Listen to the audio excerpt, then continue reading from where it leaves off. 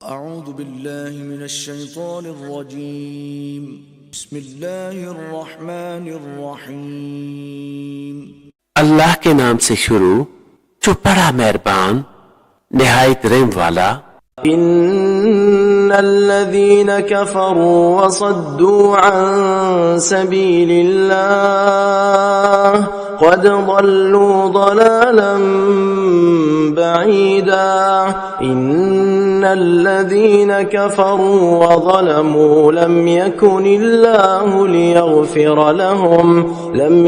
الله ليغفر لهم ولا ليهديهم طريقا إلا طريق جهنم خالدين فيها أبدا وكان ذلك على الله يسيرا۔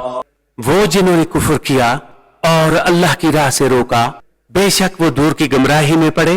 بے شک جنہوں نے کفر کیا اور حد سے بڑھے اللہ ہرگز انہیں نہ بخشے گا اور نہ انہیں کوئی راہ دکھائے مگر جہنم کا راستہ کہ اس میں ہمیشہ ہمیشہ رہیں گے اور یہ اللہ کو آسان ہے۔ يا أيها الناس قد جاءكم الرسول بالحق من ربكم فآمنوا خيرا لكم وإن تكفروا فإن لله ما في السماوات والأرض وكان الله عليما حكيما۔ اے لوگو تمہارے پاس یہ رسول حق کے ساتھ تمہارے رب کی طرف سے تشریف لائے تو ایمان لاؤ اپنے بھلے کو، اور اگر تم کفر کرو تو بے شک اللہ ہی کا ہے جو کچھ آسمانوں اور زمین میں ہے، اور اللہ علم و حکمت والا ہے۔ يا أهل الكتاب لا تغلوا في دينكم ولا تقولوا على الله إلا الحق إنما المسيح عيسى بن مريم رسول الله وكلمته ألقاها إلى مريم وروح منه فآمنوا بالله ورسله ولا تقولوا ثلاثة انتهوا خيرا لكم إنما الله إله واحد سبحانه أن يكون له ولد له ما في السماوات وما في الأرض وكفى بالله وكيلا۔ اے کتاب والو اپنے دین میں زیادتی نہ کرو اور اللہ پر نہ کہو مگر سچ۔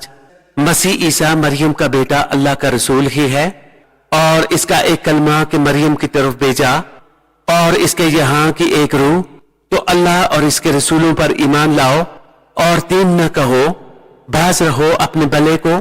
اللہ تو ایک ہی خدا ہے، باقی اس سے کہ اس کے کوئی بچہ ہو۔ اسی کا مال ہے جو کچھ آسمانوں میں ہے اور جو کچھ زمین میں، اور اللہ کافی ہے کارساز۔